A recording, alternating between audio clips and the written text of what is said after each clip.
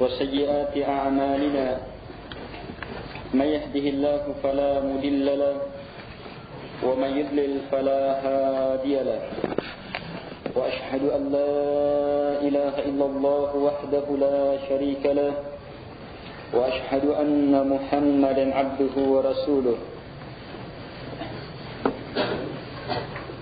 يا أيها الذين آمنوا اتقوا الله حق تقاته ولا تموتن إلا وأنتم مسلمون يا أيها الناس اتقوا ربكم الذي خلقكم من نفس واحدة وخلق منها زوجها وبث منهما رجالا كثيرا ونساء واتقوا الله الذي تساءلون به والأرحام إن الله كان عليكم رقيبا يا أيها الذين آمنوا اتقوا الله وقولوا قولا سديدا يصلح لكم أعمالكم ويغفر لكم ذنوبكم ومن يطع الله ورسوله فقد فاز فوزا عظيما أما بعد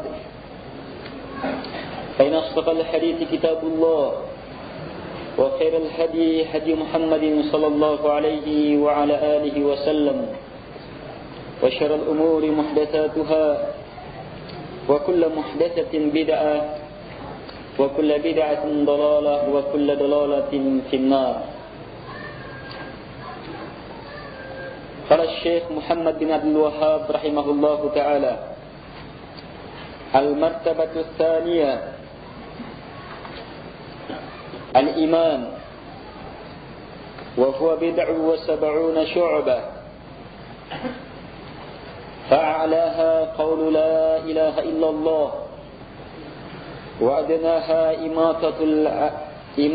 إماطة الأذى عن الطريق، والحياء شعبة من الإيمان، وأركانه 6: أن تؤمن بالله وملائكته وكتبه ورسله واليوم الآخر وتؤمن بالقدر خيره وشره.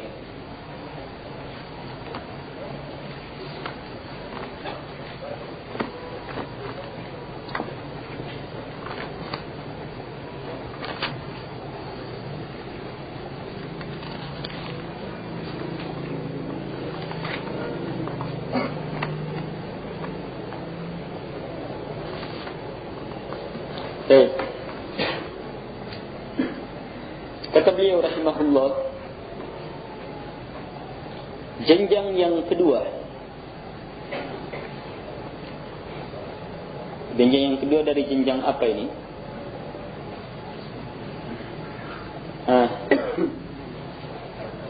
Dari jenjang din, agama. Jenjang yang pertama al-Islam. Jenjang yang kedua kata beliau al-iman.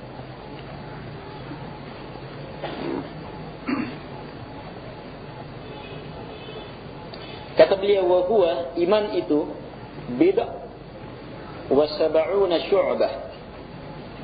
Bid'ah ini hitungan dari 3 sampai 9. 70.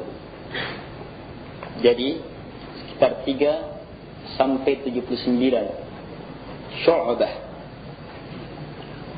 bahagian. Fa'alaha, yang paling tingginya dari cabang-cabang ini, dari bahagian-bahagian ini adalah qaulu la ilaha illallah, pernyataan la ilaha illallah. Wa adnaha, dan yang paling rendahnya adalah imatatul adha 'anil tariq, menghilangkan gangguan dari jalan. Wal haya'u syu'batun min al-iman, dan malu adalah bahagian dari iman. Rukun-rukunnya ada 6. Yang pertama, kamu beriman kepada Allah. Yang kedua, pada para malaikatnya. Yang ketiga, pada kitab-kitabnya. Yang keempat, kepada para rasulnya. Yang kelima, beriman terhadap hari akhirat. Dan yang terakhir, wa tu'mina bil qadari khairihi wa syarrih, kamu beriman terhadap takdir baik maupun buruk.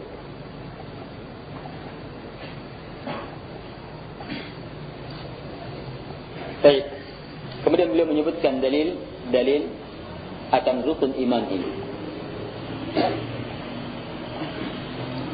Jenjang yang kedua adalah iman.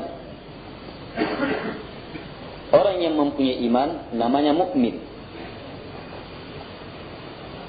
Dan kita sudah jelaskan pada pertemuan awal,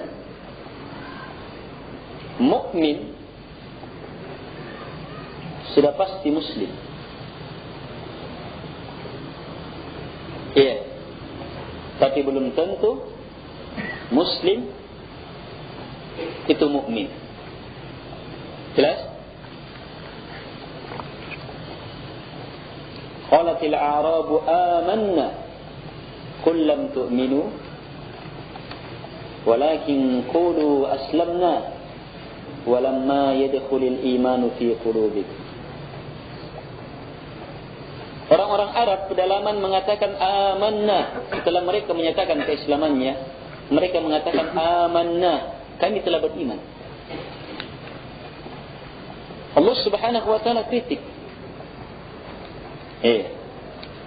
Katakan aslamna, kami telah Islam. Keimanan belum, sebab kata Allah, keimanan belum masuk ke dalam hati.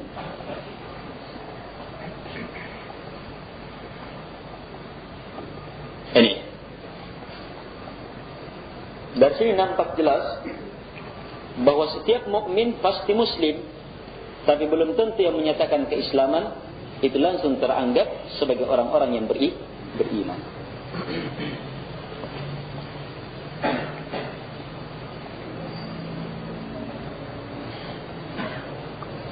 Iman secara bahasa, kata Syekh Al-Utsaimin rahimahullahu taala, al-imanu fil lughah at-tasdiq wa fi syara' i'tiqadun bil qalb wa qawlun bil lisan wa 'amalun bil jawarih wa huwa bid'u wa sab'una syu'bah. Iman secara bahasa adalah at-tasdiq, membenarkan, mempercayai, meyakini. Tasdiq. Dan menurut syariat, iman adalah keyakinan di dalam hati dan ucapan dengan lisan serta amalan dengan jawarih, anggota tubuh. Jelas? Ini iman. Jadi keimanan bukan hanya mencakup perkara-perkara hati, tetapi dia mencakup ucapan lisan dan amalan anggota tubuh.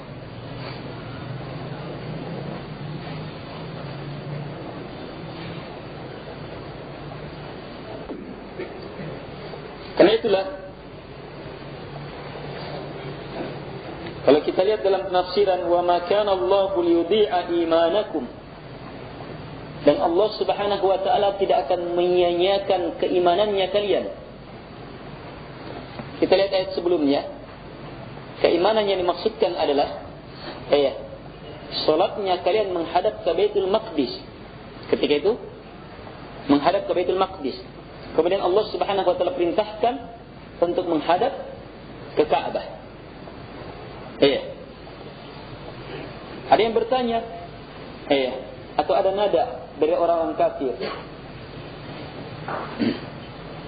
yang menunjukkan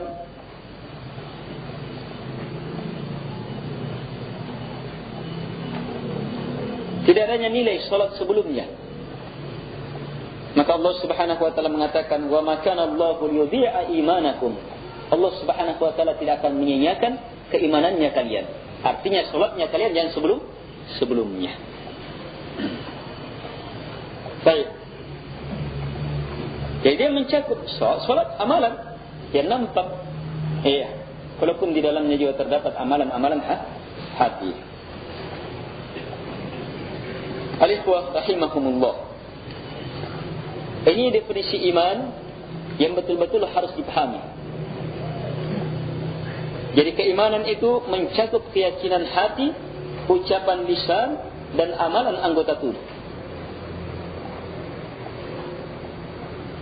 Dari sinilah ikhwah, tuntutan keimanan itu betul-betul lengkap.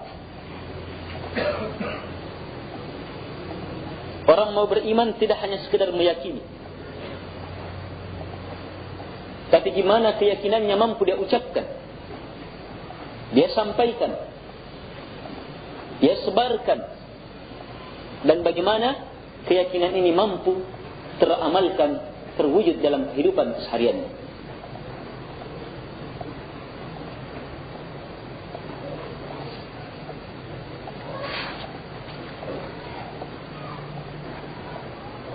Berarti iman itu luas dan banyak. Karena itulah Rasulullah mengatakan wa huwa bid'u wa sab'una syu'bah. Ini sabda diambil dari hadis Nabi sallallahu alaihi wasallam. Al-iman bid'u wa sab'una syu'bah. Iman itu ada bid'ah. Iya. Bid'u wa sab'una 73 sampai 79 cabang. Bahagian.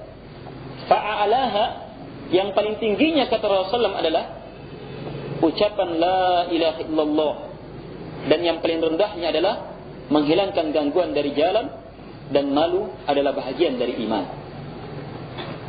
Semuanya ini adalah terambil dari hadis Rasulullah sallallahu alaihi wa ala alihi wasallam. Dan dari sini, dari pencontohan Nabi sallallahu alaihi wasallam nampak betul. Nampak jelas akan definisi iman. Nabi contohkan lengkap dengan penjelasannya. Apa Nabi contohkan, yang mana dari pencontohan ini dapat kita mengerti akan keimanan itu. Nabi mengatakan ucapan la ilaha illallah. Nabi syaratkan dengan kalimat qaul. Berarti keimanan tidak akan mungkin lepas dari qaul, ucapan. Wa imatatul adha, menghilangkan gangguan dari jalan, ini perbuatan. Wal haya, malu, ini asalnya hati. Iya. 3 contoh ini mencakup seluruh perkara-perkara iman.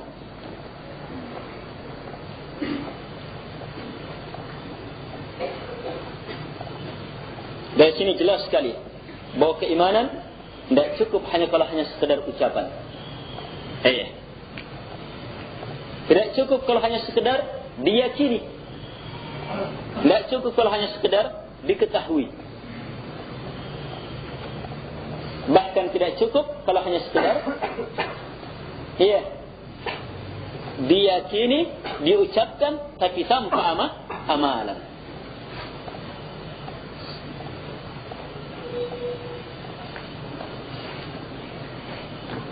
Jadi harus ada keyakinan-keyakinan yang benar, ucapan-ucapan yang benar yang disisihkan dengan keyakinan itu, dan amalan-amalan yang tetap bersesuaian dengan keyakinan itu.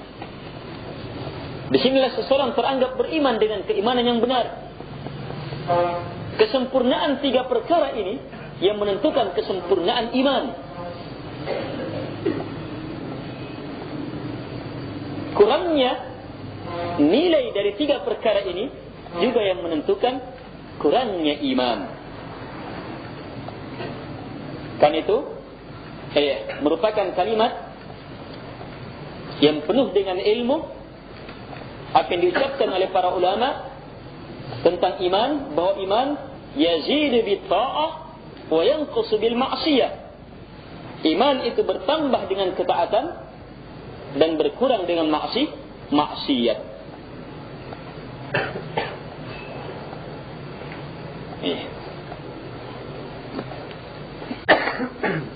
Keterangan Nabi sallallahu alaihi wasallam bahwa iman itu ada 73 sampai 79 cabang yang paling tingginya ini, yang paling rendahnya ini, dan malu adalah bahagian dari ini, dari iman. Ini menunjukkan bahwa iman itu berjenjang-jenjang. Sebab kalau dikatakan yang paling tinggi, berarti ada di bawahnya. Iya, ada di bawahnya. Yang paling bawah jika dibandingkan dengan yang di atas, menunjukkan bahwa dia berkurang. Iya, kurang nilainya jika dibandingkan yang di atas. Yang di atas jika dibandingkan yang di bawah, menunjukkan bahwa dia bertambah. Ada tambahan jika dibandingkan dengan yang di bawah. Ini jelas sekali. Ini keyakinan menyelisihi keyakinan ahli bid'ah yang mengatakan bahwa iman itu seperti sesuatu yang satu saja. Iya. Kalau sudah beriman, maka dia tidak akan dipengaruhi oleh dosa. Selama ada iman, berarti tetap itu iman. Iya. Dan juga tidak akan bertambah. Kalau sudah beriman, maka keimanannya sudah sama dengan Abu Bakar, sama dengan malaikat. Seperti itu. Dan tidak akan dipengaruhi oleh dosa. Ini jelas bertentangan dengan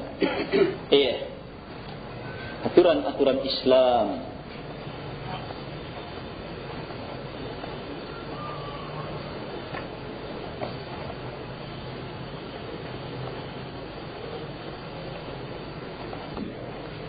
Keterangan Rasulullah SAW ini tegas menunjukkan iman itu berjenjang-jenjang, dan iman bertambah dengan ketaatan, berkurang dengan maksiat.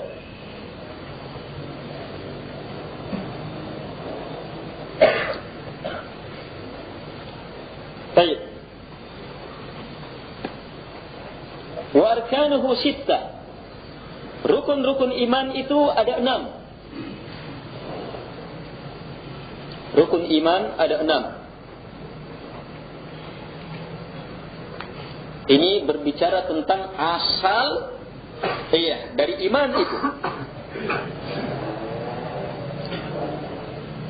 Usul, dasarnya semua keimanan ini 6. Tapi keimanan bukan hanya 6 ini. Ini asas semua keimanan, 6 ini. Yang Nabi SAW jabarkan dalam sabdanya, "Antu'mina billah", kamu beriman kepada Allah, sampai akhirnya wa tu'mina bil qadari khairihi wa syarri, yang kita kenal dengan rukun iman yang ke-6. Jadi kalau ingin sempurna imannya, sempurnakan dulu asasnya, dasarnya, landasannya. Sebab semua peningkatan iman pasti didasari oleh dasarnya. Tidak akan mungkin ada peningkatan iman, tambahan keimanan, kesempurnaan iman, kecuali setelah adanya dasar, kuatnya dasar, sempurnanya dasar. Dari sini ikhwah, kita hendaknya betul-betul memahami dan melakukan upaya semaksimal mungkin untuk mengetahui rukun iman yang 6 itu dan mengukuhkannya dalam hati kita, dalam kehidupan kita, dalam lisan dan dalam kehidupan keseharian kita. Al-ikhwah rahimakumullah.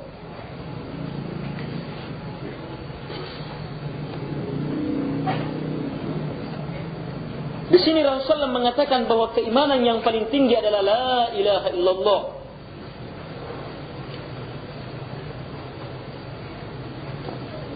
Sementara dalam hadis sebutkan bunyan Islam, Islam dibangun. Bangunan Islam berarti dasarnya agama. Ini juga merupakan cakupan keimanan secara umum. Dasarnya juga yang pertama kata Rasulullah adalah syahadati alla ilaha illallah wa anna Muhammadar Rasulullah. Persaksian bahwa la ilaha illallah. Sementara di sini ditempatkan pada keimanan yang tertinggi. Di sini terlihat keluar biasaan dari la ilaha illallah. Dia adalah dasar iman dan sekaligus ukuran keimanan yang tertinggi. Dasar iman dan sekaligus merupakan ukuran keimanan yang tertinggi.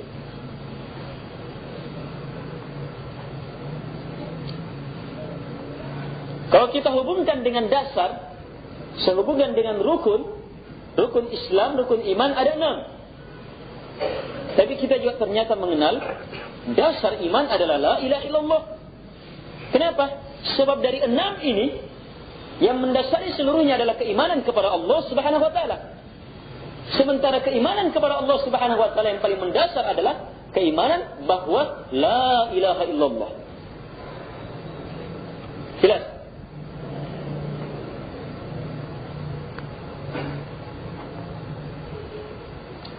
Karena itu ketika seorang sahabat Rasulullah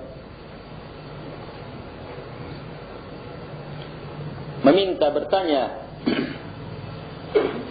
dan meminta kepada Rasulullah agar supaya Nabi SAW menentukan kepadanya sesuatu yang dengannya dia sudah merasa cukup dengan itu. Artinya sesuatu yang mencakup. Maka apa kata Nabi SAW? Qul amantu billah thumma istaqim. Katakan, saya beriman kepada Allah Subhanahu wa taala, kemudian istiqamahlah di atasnya. Satu saja disebutkan. Saya beriman kepada Allah Subhanahu wa taala, kemudian istiqamahlah di atasnya. Keistiqamahan terhadap ini yang mengharuskan keimanan terhadap rasul-rasulnya, para malaikat dan seterusnya, mengharuskan adanya amalan-amalan, salat, puasa dan seterusnya. Itu keistiqamahannya. Islam dari awal sampai akhirnya.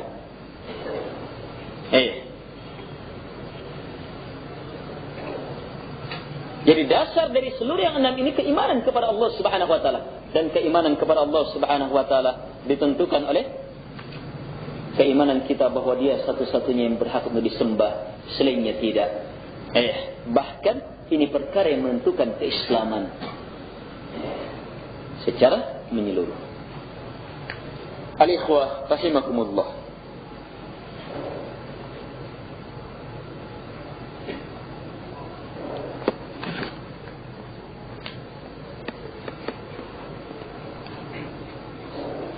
Kalimat-kalimat yang beliau sebutkan ini singkat, padat, dan merupakan kesimpulan-kesimpulan pembahasan. Iman bid'u wa sab'una syu'bah. Sampai kalimat wal haya syu'batun minal iman ini langsung terambil dari hadis Nabi sallallahu alaihi wasallam. Jadi itu kesimpulan-kesimpulan pembahasan yang menunjukkan iman berjenjang-jenjang, bertambah dan berkurang, bertambah dengan ketaatan, berkurang dengan maksiat, yang menunjukkan bahwa keimanan mencakup keyakinan, ucapan dan amalan. Semua perkara ini adalah perkara-perkara yang menyelisihi ahli bid'ah. Hanya uriannya itu akan terbahas dalam kitab-kitab besar dalam perkara-perkara akidah. Kita sudah sebutkan di antara ahli bidah yang mengatakan keimanan itu cukup dengan ucapan. Kalau sudah ucapkan sudah beriman. Bahkan ada yang mengatakan, bahkan ada yang tidak mempersyaratkan ucapan, cukup ditahu sudah beriman.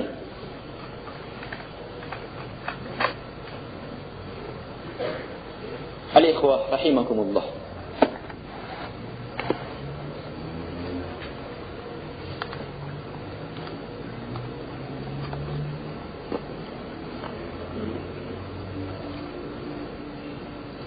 Mereka yang menyelisihi kaum muslimin yang berada di atas kebenaran dalam perkara ini, banyak. Di antara mereka ada yang namanya Khawarij, ada yang namanya Mu'tazilah, ada yang namanya Murji'ah. Dalam perkara keimanan terhadap takdir, ada yang namanya Qadariyah, ada yang namanya Jabariyah, dan semisal itu. Imanan terhadap nama-nama Allah dan sifat-sifat Allah, ada yang namanya Asy'ariyah, Maturidiyah, dan semisal itu. Semuanya berada di atas kesesatan, dan yang benar Ahlus Sunnah wal Jamaah. Mereka-mereka yang berada di sunnah Nabi sallallahu dan tetap berada di atas kelompok Rasulullah sebab kokoh di atas akidah, mengambil apa yang datangnya dari Rasulullah sallallahu alaihi wasallam. Sebagaimana sabda Nabi sallallahu ketika Nabi sallallahu memberikan wasiat kepada para sahabatnya, mau'izah wajilat minhal qulub, nasihat yang membuat hati bergetar, wadarafat minhal uyun, yang dengannya air mata pun tercurah. Maka para sahabat menganggap ka'annaha mau'izatu muwaddi', seolah-olah ini adalah nasihat perpisahan. Maka mereka meminta kepada Nabi sallallahu alaihi wasallam, fa'ausina, wasiatkan kepada kami ya Rasulullah. Nabi pun memberikan wasiat kepada mereka, usikum bitaqwallahi azza wa jal, saya wasiatkan kalian untuk bertakwa kepada Allah azza wa jal. Wasiat terbesar yang disebutkan dalam Al-Quran, wasiatnya orang pertama sampai orang terakhir dari kalangan hamba-hamba Allah subhanahu wa ta'ala yang sebenarnya. Wasiat untuk bertakwa kepada Allah subhanahu wa ta'ala. Ini wasiat yang terbesar. Wasiat singkat tetapi mencakup semua perkara agama. Ittaqillah, takutlah, bertakwalah kalian kepada Allah. Ini mencakup semua agama. Perintahnya dan larangannya. Selanjutnya Nabi tuntunkan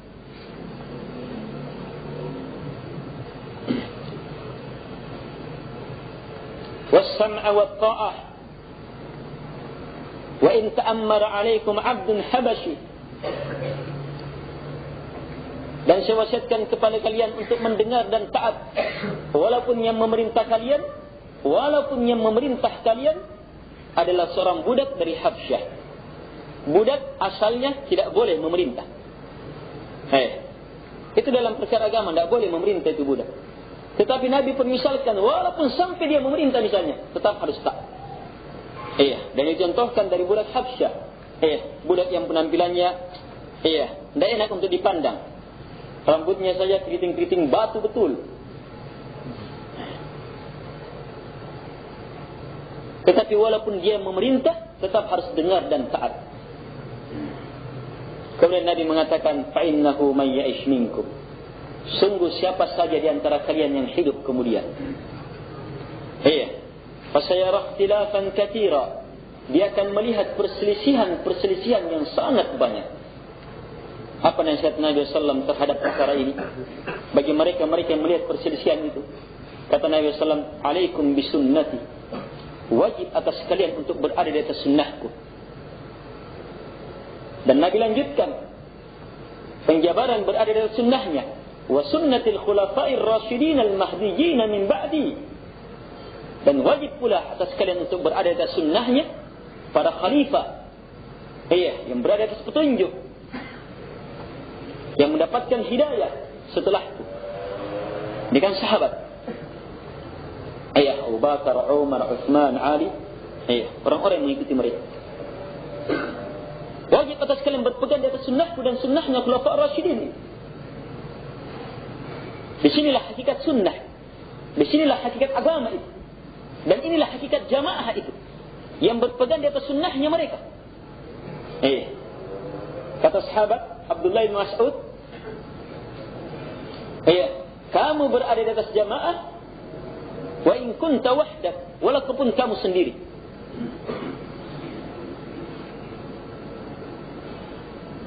Ketika kamu berpegang di atas sunnah, apa yang dibawa oleh Rasulullah SAW dan para sahabatnya, walaupun kamu sendiri, maka kamu tetap teranggap sebagai jamaah.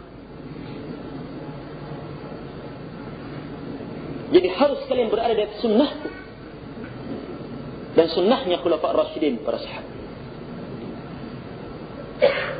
Kemudian setelah perintah untuk berada di atas sunnah ini, Nabi SAW larang, tahdir, peringatkan supaya menjauh dari selainnya. Wa iyyakum, jauhi betul. Wa muhdatsatil umur, segala perkara-perkara baru. Fa inna kulla muhdatsatin bid'ah, karena semua yang namanya muhdatsah adalah bid'ah. Wa kulla bid'atin dhalalah, dan semua yang bid'ah adalah sesat. Sebutkan dalam hadis yang lain dengan tambahan penegasan, wa kullu dalalatin finnar, dan semua yang sesat itu dalam neraka. Ini hadis Nabi SAW. Dari sini terlihat jamaah ukuran jelas mana itu sunnah dan mana itu bid'ah. Sunnah ini sunnah dalam arti agama yang Nabi berada di atasnya, bukan sunnah dalam arti lawannya yang wajib,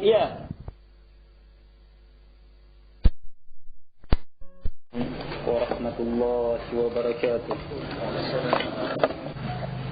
Sunnah adalah apa yang Nabi SAW berada di atasnya dan para sahabatnya. Ini sunnah. Dan bid'ah kebalikannya. Ini ukurannya. Ini memahami definisi agama sunnah bid'ah langsung melalui hadis Nabi SAW. Dari sini jelas, gampang sekali kita mengetahui bid'ah. Caranya tahu sunnah dulu. So, hati-hati menghukumi bid'ah sementara kurang pahamnya tentang sunnah. Jangan-jangan sudah sunnah dia tapi kita anggap sebagai bid'ah.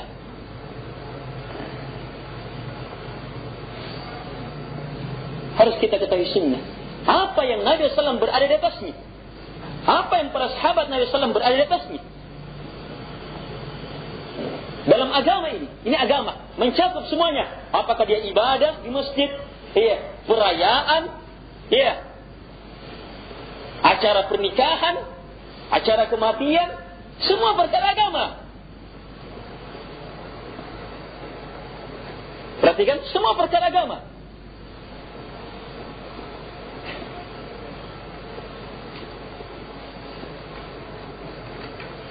Ambil yang Rasulullah berada di atasnya, tinggalkan yang Nabi SAW tidak berada di atasnya.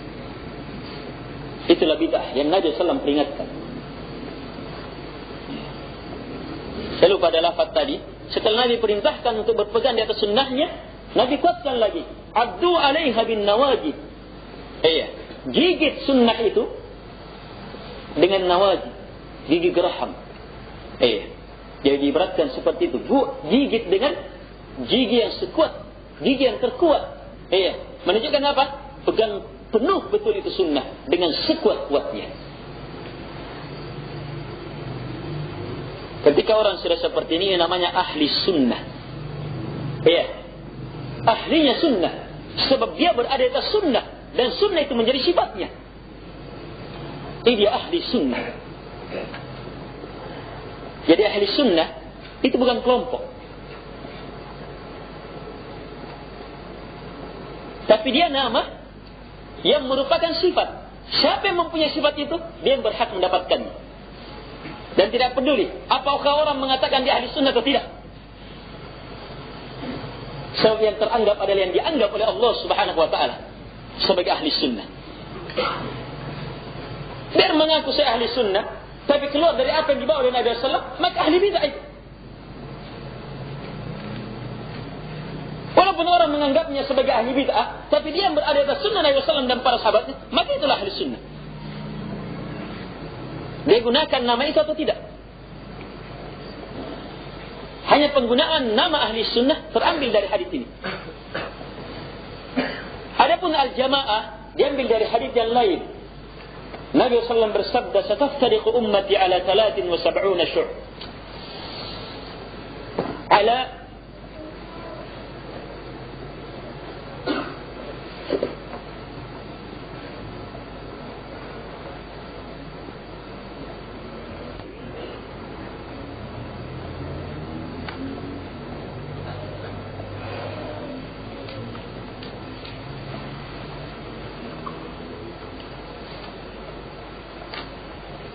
Aina 73 ya. Ala 73 firqah. Ada lafaz juga menggunakan kalimat millah. Ini setelah Nabi jelaskan bahwa Yahudi terpecah menjadi 71. Nasara terpecah menjadi 72 dan umatku akan terpecah. Sama dengan kalimat sebelumnya, sayarah, kalian akan melihat perselisihan yang banyak. Dan di sini juga Nabi mengatakan akan terpecah. Ini jelas sekali menunjukkan bahwa Nabi bersama umatnya ketika itu belum pecah. Itulah jamaah itu. Sahabat itu tidak pecah. Ada perselisihan tapi teranggap pecah. Sebab mereka satu di atas jamaah. Akan terpecah umatku menjadi 73 golongan. Lebih banyak lagi. Kulluha finnar illa wahidah. Semuanya dalam neraka kecuali satu. Ini ancaman. Keterangan wa'id, ancaman. Kita pahami sebagaimana adanya. Nabi ancamkan semuanya dalam neraka kecuali satu.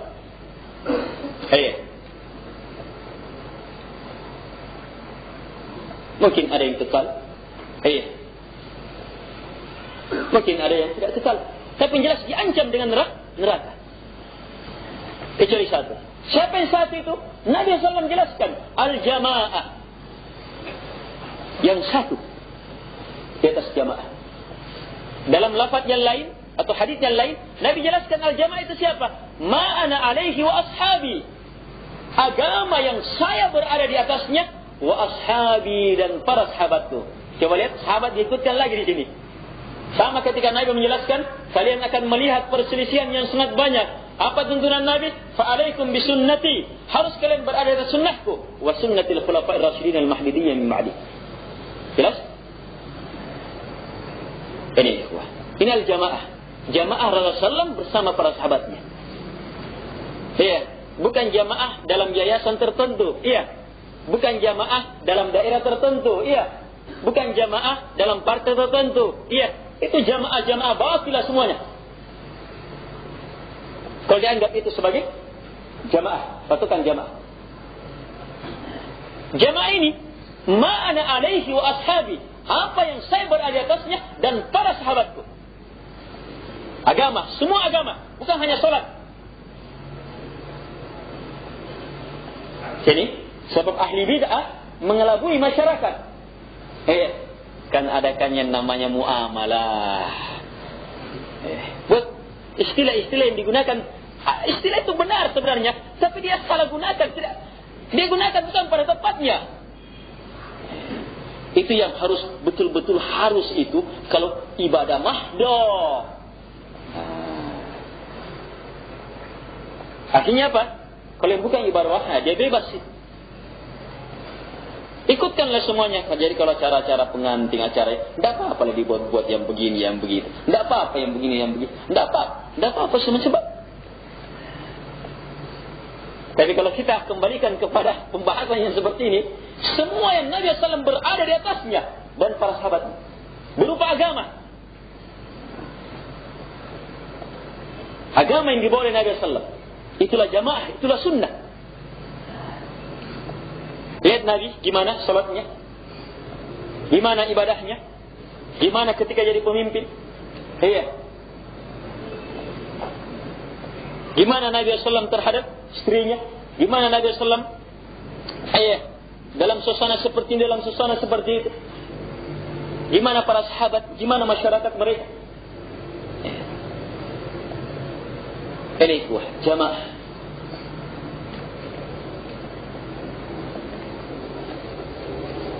Dan kita harus di atas perkara ini seluruhnya. Ini makna firman Allah Subhanahu wa taala, "Udkhulu fis silmi kaffah." Masuk kalian ke dalam Islam secara menyeluruh. Semua dibawa oleh Nabi SAW. Semakin banyak kita berada di atasnya, semakin berhak kita dapatkan ahli sunnah dan ahli jamaah itu. Semakin kokoh kita di atas sunnah dan jamaah Rasulullah SAW, sehingga kedudukan kita semakin tinggi di sisi Allah Subhanahu wa taala. Ini tentunya memerlukan apa? Memerlukan ilmu tentang apa? Yang Nabi SAW dan para sahabatnya berada di atasnya. Sebab sulit kita menambah, memperhebat, memperkokoh sunnah Rasulullah kalau kita tidak tahu. Buka Quran, buka hadis-hadis Nabi SAW, Masya Allah, kita betul-betul bersyukur terhadap para ulama yang Allah Subhanahu wa taala ciptakan untuk menjadi pembela-pembela agama dan menyampaikan agama dengan kita secara sempurna. Inna nahnu nazzalna dzikra wa inna lahu lahafidun. Sungguh kamilah yang menurunkan adzikra ini, Al-Quran, sunnah ini, agama ini, wa inna lahu lahafidun. Sungguh kami pula yang pasti menjaganya. Terjaga jemaah. Karena itu Nabi SAW mengatakan, la tazalu ta'ifatun min ummati zahirina 'alal haq. Dalam lafaz yang lain, mansura, tertolong, la yadurruhum man khalafahum wala man qadalahum hatta ya'ti amrullah. Selalu ada, terus menerus ada sekelompok dari umatku zahirina 'alal haq, nampak di atas yang hak. Dalam hadis yang lain, lafaz yang lain, Nabi katakan mansura, mereka ditolong. Tidak membahayakan mereka orang yang menyelisihi mereka, orang yang mencerca, orang yang keluar dari mereka. Terus menerus ada sampai datangnya hatta ya'ti amrullah, sampai datangnya urusan Allah Subhanahu wa taala, hari kiamat. Ini sampai menjelang hari kiamat. Sebab kalau persis hari kiamatnya apa? Yang ada adalah la yabqa illa syirarul khalq. Tidak ada yang tertinggal kecuali makhluk yang paling jahat. Mereka yang mengalami kiamat besar. Jamaah yang dimuliakan oleh Allah Subhanahu wa taala. Dari hadis yang terakhir ini, di sini pula terambil kalimat Taifah Mansurah. Taifah. Sebab Nabi mengatakan, la tazalu Taifah. Selalu ada Taifah, sekelompok. Dan Nabi sifat dengan sifat apa? Mansurah, tertolong. Di sini pula penamaan itu. At-Taifatul Mansurah. Ahli sunnah wal jamaah. Ada juga nama lainnya. Firqatun Najiyah. Kelompok yang selamat. Terambil dari hadis tadi. Akan terpecah umatku menjadi 73 firqah. 73 firqah, kelompok. Kulluha, semuanya dalam neraka kata Nabi. Berarti celaka. Illa wahidah, kecuali satu. Ini selamat. Makanya dikatakan Najiyah, selamat. Terambil dari sini. Ini semua penamaan-penamaan yang diambil dari Nabi SAW. Penamaan ini benar-benar dalam syariat. Tetapi, bukan kelompok, bukan yayasan, bukan partai, dan bukan semisal itu. Jelas. Dia nama sesuai dengan sifatnya yang datang dari Quran dan Sunnah Nabi SAW. Ambil itu. Siapa yang bersifat dengan sifat itu, maka dia berada di atasnya. Pimpinannya siapa? Rasulullah SAW.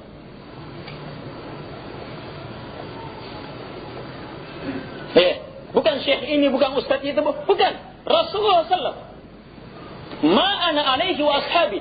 Siapa agama yang saya berada di atasnya dan para sahabat. Ini dia. Rasulullah.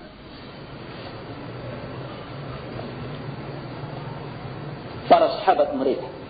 Para sahabat beliau SAW. Ini menjadi ukuran, ini menjadi panutan, ini menjadi patokan. Dan hendaknya kita takut jamaah. Nabi mengatakan semuanya dalam neraka. Dan ini hadis sahih. Nabi bilang semuanya dalam neraka. Dan ternyata lebih banyak. 72 dalam neraka. Satu saja yang selamat. Siapa dia? Tiap-tiap orang hendaknya ingin. Tapi keinginan tidak cukup dengan pengakuan. Keinginan itu harus disusul dengan apa? Mengilmui, meyakini, mengamalkan, mendakwahkan dan bersabar di atasnya. Sesuai dengan penjawab surah Al-Asr, awal pembahasan. Harus kita ilmui, yakini, amalkan, dakwahkan, sabar di atas apa yang Nabi SAW berada di atasnya dalam para sahabatnya. Ilmui, yakini, amalkan, sempurnakan lagi, dakwahkan dan bersabarlah di atasnya. Itu jalan keselamatan. Disebutkan dalam surah wala as, demi masa. Innal insana lafi khusr. Sumpah Allah menyatakan demi masa. Pergantian siang dan malam, waktu, tempat terjadinya perbuatan jahat, perbuatan baik. Tempat manusia mempersiapkan kehidupan akhiratnya. Allah bersumpah dengan waktu ini. Untuk menyatakan apa? Sungguh betul-betul al-insan, semua manusia lah betul-betul pasti berada khusus dalam kerugian, dalam bencana. Lihat kalimatnya, keumumannya, semuanya dalam bencana. Illa kecuali alladzina amanu, mereka yang beriman. Ilmunya melahirkan keimanan kokoh, tertancap kuat. Wa amilus shalihat, beramal dengan amalan saleh. Wa tawassaw bil haq, saling memberikan nasihat terhadap kebenaran. Wa tawassaw bis sabr, dan saling memberikan nasihat terhadap kesabaran. Ini jelas sekali nih kuat. Ini namanya beragama. Ini namanya selamat. Rubah cara beragama kita sebelumnya. Yang santai betul. Tidak mau belajar. Tidak mau menelaah. Tidak mau menambah ilmu. Hanya menerima Apa kata nenek-nenek kita? Kalimat-kalimat seperti itu, nenek kita juga begitu dulunya, orang-orang tua kita juga begitu dulu. Ini persis kalimatnya orang-orang kafir yang menjadi penentang para nabi dan rasul Allah Subhanahu wa taala seluruhnya dalam Al-Qur'an.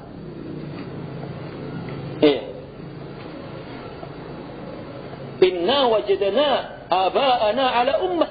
Kami sudah jumpai bapak-bapak kami di atas umat, di atas sebuah agama. Bapak-bapak kami seperti kami begitu.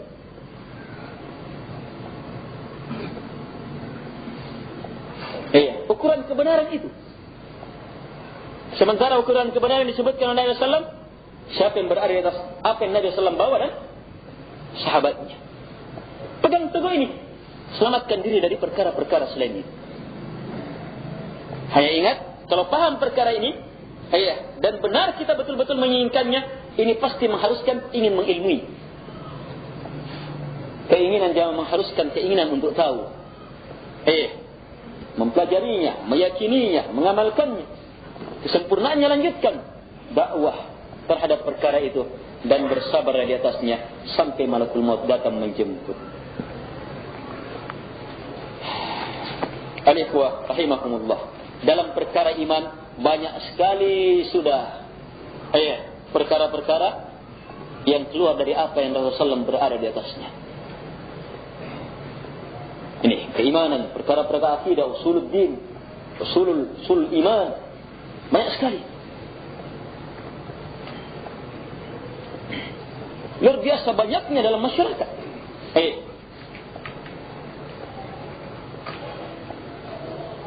Apalagi Nabi SAW telah menyatakan hadis yang telah kita baca 72 dalam neraka.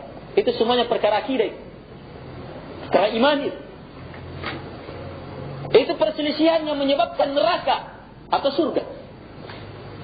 Bukan perselisihan syanu sedekap, syanu tidak sedekap, syanu goyang-goyangkan telunjuk, syanu tidak. Bukan di situ. Ini perkara iman. Yang seluruh pembahasan iman itu kembali kepada rukun iman yang 6 yang disebutkan wa arkanuhu sittah, dan rukun-rukunnya ada 6. Dari sini sangat penting betul. Kita permantap rukun iman yang 6 ini. Kemudian kita perhebat, kita kuatkan, kita sempurnakan dengan perkara-perkara iman yang lainnya sampai malakul maut datang menjemput kita. Baik.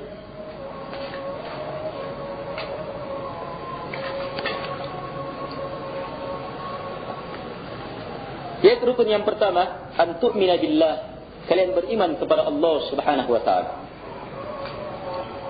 Syekh Al-Utsaimin rahimahullahu taala mengatakan, keimanan kepada Allah di dalamnya terkandung 4 perkara. Di sinilah benar sempurna keimanan kepada Allah Subhanahu wa taala. Yang pertama, al-imanu biwujudillah. Yang kedua, al-imanu bi rububiyatillah. Yang ketiga, al-imanu bi asma'illah wa sifatih. Dan yang ketiga, yang terakhir, al-imanu bi uluhiyatillah. Yang pertama, iman terhadap adanya Allah Subhanahu wa taala. Kita imani, betul-betul percaya, yakin Allah Subhanahu wa taala. Yang kedua, iman akan rububiyah Allah, sifat rububiyah, bahwa Allah adalah Rabb, pencipta, penguasa, pengatur alam semesta, yang menghidupkan, yang mematikan, mendatangkan rezeki, menahan rezeki, mendatangkan hujan, menahan hujan, menciptakan angin, menahan angin, menumbuhkan tumbuh-tumbuhan dan mematikannya, mendatangkan hasil dari tumbuhan itu dan menjadikannya tidak berhasil. Semuanya pengaturan, segala penciptaan, pengaturan, pemilikan, itu karena Allah Subhanahu wa taala adalah Rabb satu-satunya. Kemudian selanjutnya, yang ketiga bisa masukkan uluhiyah. Keimanan ini mengharuskan keimanan terhadap uluhiyah Allah, bahwa Allah satu-satunya yang mempunyai sifat uluhiyah, yang berhak diserahkan padanya ibadah. Sebab dia satu-satunya pencipta, dia satu-satunya menguasai, dan dia satu-satunya mengatur alam semesta. Sehingga kalau begitu dia satu-satunya yang memberi rezeki, yang menjaga, yang mengawasi. Kalau begitu dia saja yang berhak untuk disembah. Kapan masuk di sini? Di sini baru masuk ke dalam jenjang Islam, masuk dalam perkara-perkara iman. Yang dengannya kita berbeda dengan orang kafir. Kalau yang pertama, sekedar mengakui Allah ada, itu pembahasan belum membedakan kita dengan orang-orang kafir. Demikian pula pembahasan rububiyah, Allah pencipta, penguasa, pengatur alam semesta, satunya. Ini belum membedakan kita dengan orang-orang musyrikin. Belum membedakan kita dengan Fir'aun.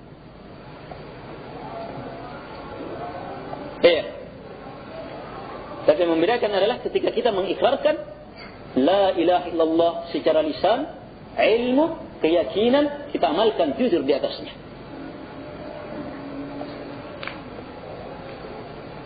Jelas ini? Baik.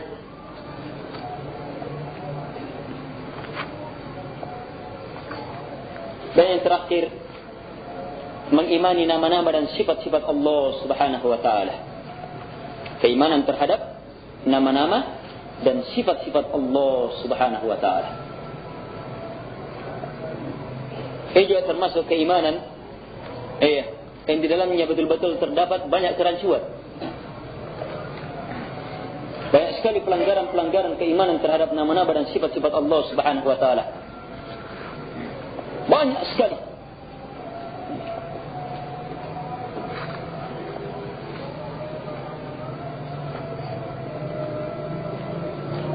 Dan uraian akan perkara ini memerlukan waktu yang lama. Insyaallah taala pada pertemuan yang lalu akan datang kita akan bacakan beberapa keterangan Syekh Al-Utsaimin rahimahullah taala terhadap uraian 4 perkara ini. Walaupun ini juga belum menyeluruh, tetapi ini cukup insyaallah taala sebagai langkah awal bagi kita untuk memasuki guna pemantapan selanjutnya. Baik. Subhanallah, alhamdulillah.